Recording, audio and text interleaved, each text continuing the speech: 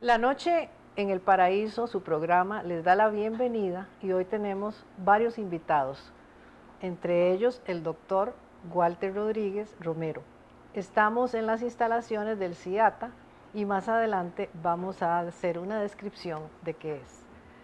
Doctor Rodríguez, este programa lo hemos intitulado La sangre no tiene color. Vamos a hablar hoy de sangre, de hemoglobina. De acuerdo con lo que hemos conversado, ¿sería usted tan amable de introducirnos en el tema? Bueno, cómo no.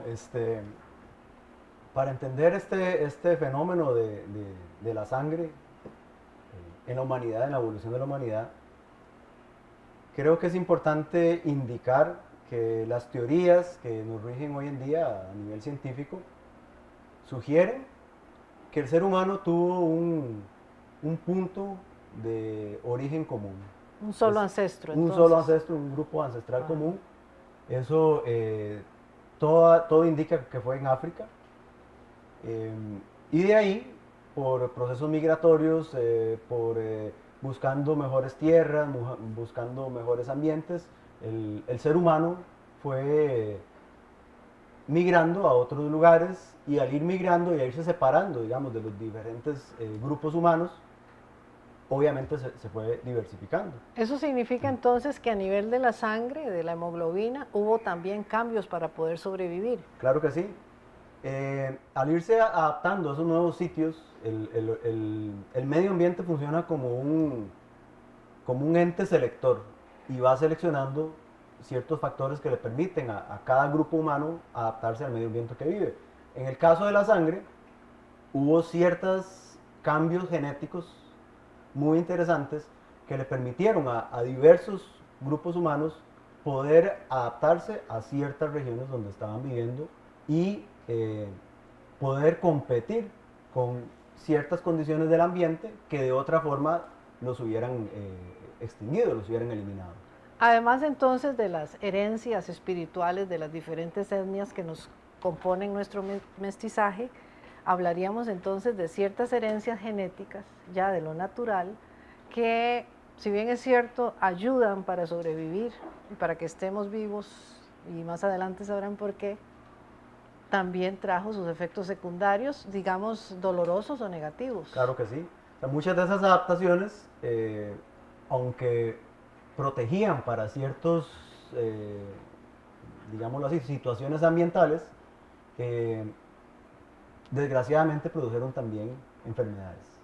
¿Y en qué grupos humanos se han estudiado esas enfermedades, más o menos, o en qué etnias? No vamos a hablar de raza, porque ya sabemos que la raza es la gran raza humana. Sí, correcto. Pero nosotros que estamos constituidos por 4 o 5 abuelos que han llegado de diferentes continentes, ¿cuáles son esos grupos que están más interesados, digamos, por este aspecto de la mutación?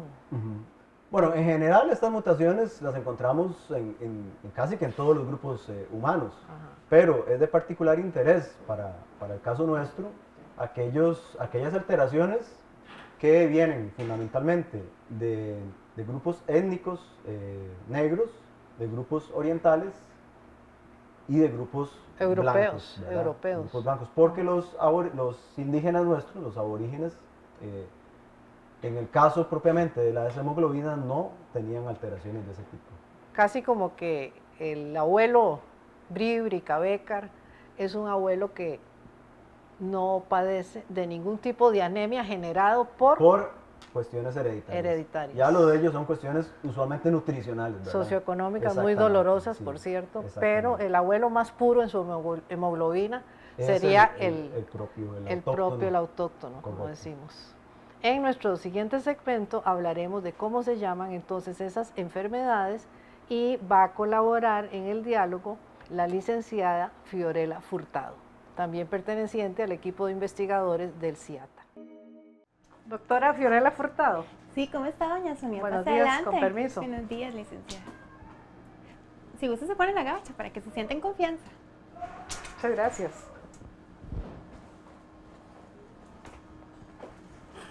Doctora, estuvimos en el segmento anterior hablando con el doctor Walter Rodríguez acerca de las mutaciones en hemoglobina que sufrió el organismo humano en diferentes áreas del planeta. Y llegamos a la conclusión que también pues hay lo que llamaríamos en sencillo como efectos secundarios. Así es. Enfermedades. Así es, doña ¿Usted sería Sonia. tan amable de explicarnos exactamente de qué estamos hablando para aclararnos en relación con la mutación, si bien es cierto, se hace o el organismo la genera para la sobrevivencia, a la vez hay consecuencias, llamamos negativas? Sí, como doña Sonia, como lo explicaba el doctor Walter Rodríguez, efectivamente las hemoglobinopatías, que son enfermedades relacionadas con los cambios en la hemoglobina, que es la molécula encargada de transportar el oxígeno. Existen hemoglobinopatías que afectan diferentes grupos. ¿Y cómo se llaman las enfermedades, digamos, Por ejemplo, específicas? usted puede encontrar que existen las talasemias. Talasemias. Las talasemias afectan a grupos de gente blanca o a gente oriental. También está la drepanocitosis, que es parte del estudio que yo le comentaba, yo hacía. La drepanocitosis afecta diferentes poblaciones. Por ejemplo, gente blanca, gente de origen africano, gente de origen árabe y otros grupos. El otro día bajé de internet un dato sobre la drepanocitosis, que no solamente se da en descendientes del continente africano, sino también que ya se ha encontrado en, digamos, caucásicos, blancos, como decimos. Sí. Eso es cierto. Efectivamente. De hecho, existen múltiples estudios a nivel mundial que lo comprueban. Tenemos también en Costa Rica varios estudios. En 1980, el CIATA, este lugar donde usted está, hizo varias investigaciones lideradas por el doctor Sainz Renault y se incluyeron 1.200 niños escolares y se pudo encontrar que aproximadamente un 11% de la población era portadora de este trastorno y un 0.8% de las personas tienen la enfermedad severa. Por ejemplo, la drepanocitosis, ¿en qué consiste? Así en sencillo, ¿cómo podríamos entender qué es lo que sucede en la sangre? Sí, la drepanocitosis, lo que pasa es que la hemoglobina está contenida en el eritrocito, los glóbulos rojos. Ajá. Esta hemoglobina ha cambiado y al cambiar también cambia sus funciones y la forma del eritrocito. Y digamos el glóbulo rojo entonces se modifica. Cambia de forma, se modifica y provoca trastornos vasoclusivos, lo que nosotros llamamos trastornos vasoclusivos. ¿Eso qué quiere decir, por Eso favor? significa que su diferencia de forma va a provocar cambios en los órganos. Y afecta por lo tanto. Y sí, va a haber una afectación de los órganos. De los órganos. ¿Y las talasemias? ¿Qué tipo de...? Las talasemias hay severas y en su forma más severa y en su forma más... ¿Y qué sería así en términos generales una talasemia? La talasemia es una anemia, una anemia crónica, sí. Pero no provocada por deficiencias nutricionales, no, sino por esa mutación por ese genética. Por esa misma mutación que el paciente tiene. En el caso de la drepanocitosis, que ha sido parte del estudio y el interés, es porque provoca grandes crisis de dolor. Es una enfermedad que entre uno de sus complicaciones son las crisis de dolor. Y usted me decía, debido a los eventos vasoclusivos. Usted me decía ahora hace un ratito, más o menos me dio una cifra de cuántos costarricenses y en qué provincias son las más comprometidas. Bueno, de hecho, en el estudio que yo le comentaba que hice, se puede comprobar, igual que años atrás, que la mayor cantidad de casos se van a presentar en Guanacaste, en Punta Arenas y en Limón. Sin embargo, aquí en San José tenemos muchos casos. Bueno, amigas y amigos, vamos a pasar al siguiente segmento y vamos a invitar a la fundadora de la Fundación de Drepanocytósicos. Y también voy a participar porque yo soy portadora de ese gen. Conversamos en nuestro programa La Noche en el Paraíso sobre herencias genéticas e identidad. El ser humano hemos aprendido que sale de África, se expande por los diferentes continentes y ese organismo hace adaptaciones para sobrevivir, pero esas adaptaciones o mutaciones también trajeron ciertas consecuencias negativas que hemos llamado en sencillo enfermedades. Una de ellas es la drepanocitosis. Marianela Orozco, que nos acompaña en este segmento, es la fundadora, y aquí sí valga la redundancia, de la Fundación para la Investigación y Apoyo al Paciente con Drepanocitosis. Marianela, gracias por tu participación y serías tan amable de decirnos por qué sos la fundadora de Fundrepa. Bueno, gracias por la invitación. Yo decidí empezar a crear esta fundación con el fin de ayudar al paciente con drepanocitosis porque yo misma soy drepanocítica y yo sé lo que se sufre y lo que se vive. Y creo que las personas con esta enfermedad necesitan un soporte muy especial para poder desarrollar su vida. ¿En qué consiste, de acuerdo con tu cuadro personal, pensando en niñez, adolescencia y ahora edad adulta, vivir esa enfermedad, la drepanocitosis? Sí, bueno, en la niñez propiamente yo puedo recordar mi niñez dentro de los hospitales, porque eran crisis demasiado frecuentes. Mi primer internamiento lo tuve a los 10 meses y de ahí para adelante fueron crisis y crisis y crisis muy dolorosas, muy agónicas, y esa fue mi infancia. ¿Y qué son esas crisis dolorosas, agónicas? ¿Qué es lo que duele? ¿Qué es lo que se Duelen, siente? bueno, lo que más le causa una aflicción son los dolores en los huesos, porque son dolores demasiado intensos. Y son dolores que vienen por el frío o por el calor, por un golpe, por el cansancio, por cualquier cosa, cualquier situación de estrés o una emoción fuerte, le dispara a uno el dolor. ¿Y qué es lo que hacen en un hospital cuando reciben un bebé con drepanocitosis? ¿O qué hicieron en aquella época? Bueno, en aquella época yo tengo muy gratos recuerdos. A mí me chinearon muchísimo en el hospital de niños. Me atendieron las crisis de dolor muy bien, pero bueno, en aquella época había menos conocimiento y entonces parte del trauma que yo recuerdo eran las famosas punciones lumbares, porque no se tenía conocimiento de qué era, y menos yo, por ser blanca, ellos no lograban ubicarme dentro del cuadro de la drepanocitosis. Pero ya sí se sabía que existía esa enfermedad y que estaba ligada con descendientes provenientes del continente africano. Sí, precisamente porque se tenía ese conocimiento, ese antecedente, que era una enfermedad propia de la raza negra, pues era muy raro encontrar un paciente caucásico o blanco con este padecimiento. Entonces, cuando yo llego al hospital de niños, blanca y rubia y toda la cuestión, bueno, por lo menos más que ahora, era difícil para ellos ubicarme dentro de este cuadro de hemoglobinopatías. ¿Y cómo continúa tu historia como enferma de drepanocitosis en la adolescencia? La adolescencia fue muy difícil también, siempre en el hospital. Yo no podía ni andar en bicicleta, ni andar en patines, ni en patineta, ni nada de lo que normalmente los adolescentes y los niños hacen, porque cualquier golpecito o cualquier esfuerzo físico a mí me causaba una crisis dolorosa que me mandaba al hospital por largo tiempo, ¿verdad? Y bueno, los dolores eran incontrolables, y en adolescencia ahí sí fue más difícil, porque sí, yo tuve que aguantar mucho tiempo el dolor. No sé exactamente ahora por qué yo aguantaba tanto dolor, ¿verdad?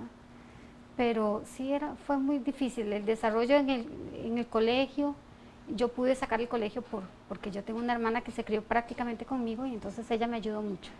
pero si no, yo me hubiera quedado rezagada también en el estudio escolar y en el estudio del colegio. Y ya te hacían un tratamiento, ¿tiene tratamiento la drepanocitosis? Bueno, yo empecé con un tratamiento que me ayudó muchísimo hace 8 años, pero antes de eso era ácido fólico y tratamiento para el dolor y, bueno, transfusiones de sangre cuando la hemoglobina se me bajaba mucho. Pero hace 8 años empecé a tomar un tratamiento que se llama Hidrea y me redujo las crisis en un 50%, tanto en intensidad del dolor como en la cantidad de crisis que yo vivo.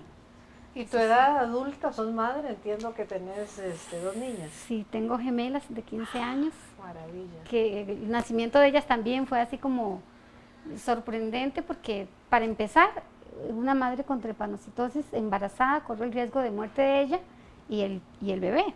Y yo tenía gemelos, ¿verdad? También mis hematólogos me cuidaron mucho ese embarazo, muchísimo. Y ellas nacieron muy pequeñitas, muy anémicas, pero nacieron bien. ¿Y ahora qué edad tienen? Ellas tienen 15 años. 15 ahora. años. Ellas son ahora portadoras de la enfermedad. Ellas no la sufren.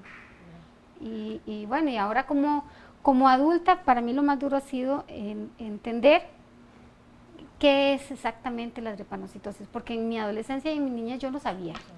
O sea, yo sabía que yo tenía un problema y que yo estaba sufriendo, pero no sabía nada más.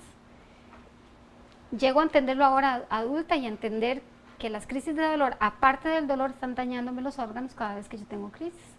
En cuanto a Fundrepa, ¿cuáles son los objetivos así en forma muy sencilla? Ok. En 3 frases. En 3 frases. Sacarla de la invisibilidad de esta enfermedad. Yo creo que es importante que la población de Costa Rica conozca que esto existe y cuáles son las consecuencias. Ayudar al paciente, porque el paciente es una persona muy sufrida, y prevenir. Si las personas tienen conocimiento de cómo se da la enfermedad, es una enfermedad que puede prevenirse. Inclusive si uno resulta portador, pues también. Es correcto. Hay muchos portadores que, bueno, fue el caso de mis padres, andan por ahí, no saben que son portadores de la enfermedad, se casan, tienen hijos y los niños vienen con el problema. Bueno, muchas gracias, Marianela, y en el próximo bloque yo seré la que hará preguntas para averiguar qué es un portador, porque resulté ser portadora de drepanocitosis. Las herencias genéticas y las herencias, digamos, de carácter simbólico han sido tema de varios de estos programas. Hoy en especial, las herencias genéticas. Hemos estado conversando sobre la drepanocitosis.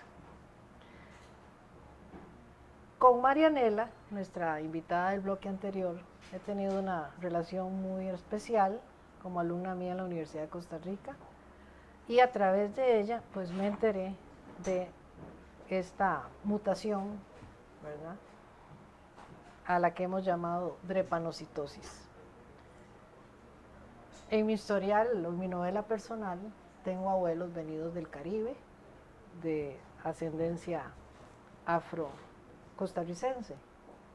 Me enteré también que la Universidad de Costa Rica había fundado el CIATA, que más adelante, como les prometí en otro bloque, vamos a describir. Y doctor Rodríguez, resulté portadora del gene, se dice. Del gene, de la hemoglobina S. De la hemoglobina S o la hemoglobina de la que causa la drepanocitosis. Correcto.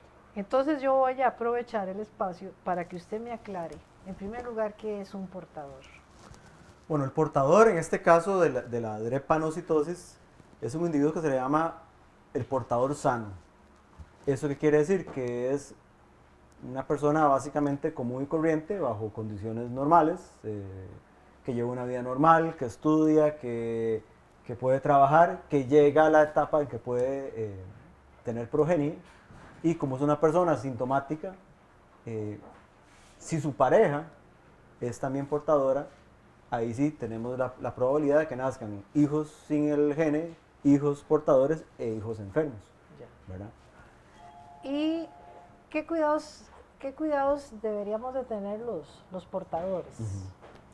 Bueno, como le decía anteriormente, en general en la literatura se reporta que los portadores no tienen mayores complicaciones, salvo ciertas condiciones muy particulares y ciertos casos muy especiales que han tenido algún tipo de complicación, como cuáles, bueno,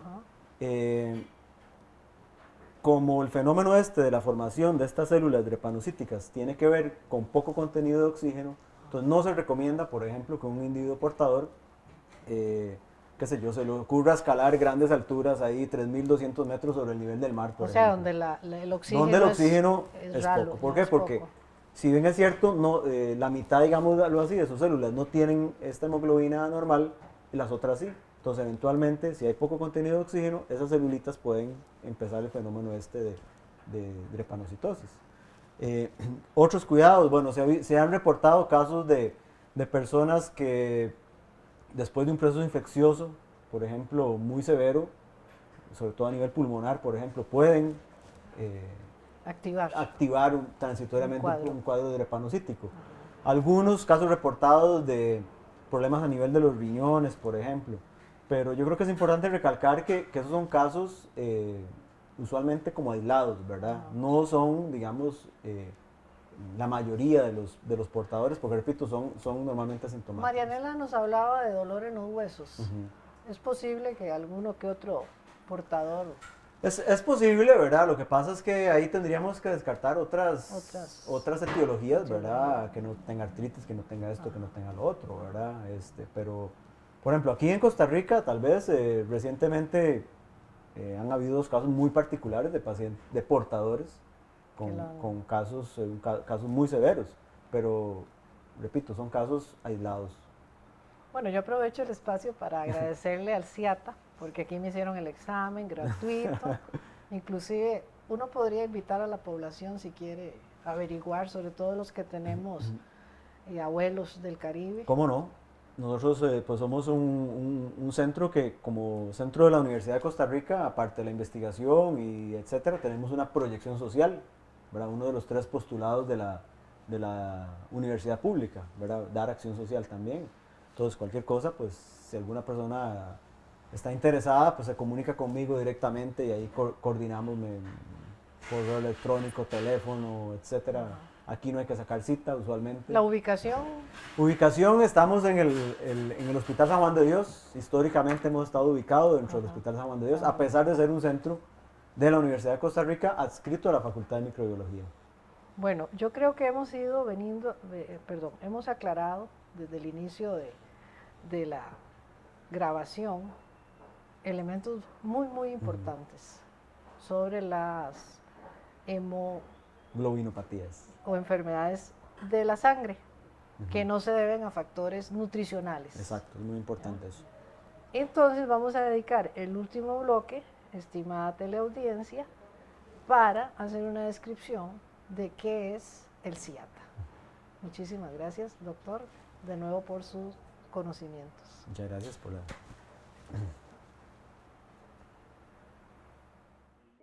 Entonces, doctora Hurtado, el CIATA nace aquí en las instalaciones del Hospital San Juan de Dios. Sí, en el año 1978. ¿Quién es el fundador? Casualmente fue el doctor Sainz Renault el que propuso esta idea y en conjunto la Universidad de Costa Rica propuso poner el primer laboratorio de investigación en un centro hospitalario.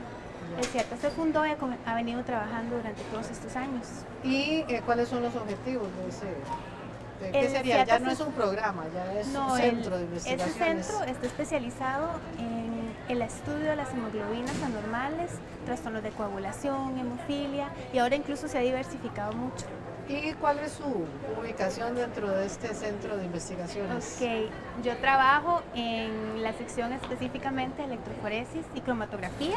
Ajá. Soy farmacéutica. Ajá. Sin embargo, mis aportes en la investigación que yo le comentaba que estaba realizando. ¿Cómo es que se llama? Es una propuesta de atención farmacéutica para el paciente drepanocítico. ¿Y cuál es esa propuesta en términos muy La generales? propuesta es analizar de una u otra manera cuál es el grado de información que los pacientes manejan respecto a su enfermedad y también cuál ha sido el abordaje que estos pacientes están teniendo. Y en relación con la enfermedad y Costa Rica, usted me comentaba también su interés en que esta enfermedad sea declarada de interés público. ¿En el qué doctor Sainz sentido? Renault, El doctor ¿Interés público por qué? ¿Por qué? Porque incluso en la segunda conferencia mundial de la UNESCO en el 2005, esta enfermedad fue proclamada como una de las más importantes a nivel mundial. Ajá. ¿Y en Costa Rica? En Costa Rica hay muchos casos. Ajá. De hecho, el CIATA, Ajá. por eso es que hace las investigaciones. Entonces es como más bien una declaratoria de la drepanocitosis como una enfermedad de salud pública, de interés. De interés. De no, interés. es que no me gusta la propuesta de interés. Ok. Sino una enfermedad al que el Estado y los costarricenses tenemos que ponerle ya atención. Exactamente. Entonces Sí. es una enfermedad que está minando ¿Y por qué, doña en Sonia? algún Porque sentido la salud de los sí, costarricenses. sí, efectivamente, porque ¿qué es lo que está sucediendo? Los pacientes tienen poca información. ¿Y los doctores? Algunos de ellos. Gracias Ajá. a Dios, en Costa Rica contamos con la Asociación Costarricense de Hematología. Ya. Ellos están haciendo múltiples esfuerzos también para trabajar con el personal de salud a nivel primario. Recuérdeme, doctora, ¿cuál es la incidencia de la drepanocitosis? ¿Qué tanto por ciento es portadora y qué tanto por ciento ya sufre la enfermedad en Costa Rica? Sí, se ha encontrado en los estudios, como le decía antes, en Costa Rica que aproximadamente 1.3% de la población tiene la enfermedad severa. Ajá. ¿Y en qué provincia se ubica más esa población? Ellos están en todo el país, pero usted puede encontrar mayor incidencia en Guanacaste, en Punta Arenas y en Limón. Y en Limón. Ajá. Aquí lo que tenemos que retomar, doña Sonia, es el trabajo interdisciplinario, que es lo que yo propongo, junto con el trabajo del CIATA y otras organizaciones como Fundrepa, como la Asociación Costarricense de Hematología y el sector salud, tratar de trabajar en conjunto y fomentar la proyección un poco más allá. Por eso le decía, es importante que sea declarada una enfermedad de salud pública. De salud pública, ese es el término que me Ajá. encanta, una enfermedad de salud pública. Sí. Queremos agradecer muy especialmente al CIATA, a los doctores Walter Rodríguez, a la doctora Fiorella Furtado y los que han colaborado, Marianela Orozco, para llevar a cabo este programa que titulamos La sangre no tiene color. Muchísimas gracias a todos ustedes.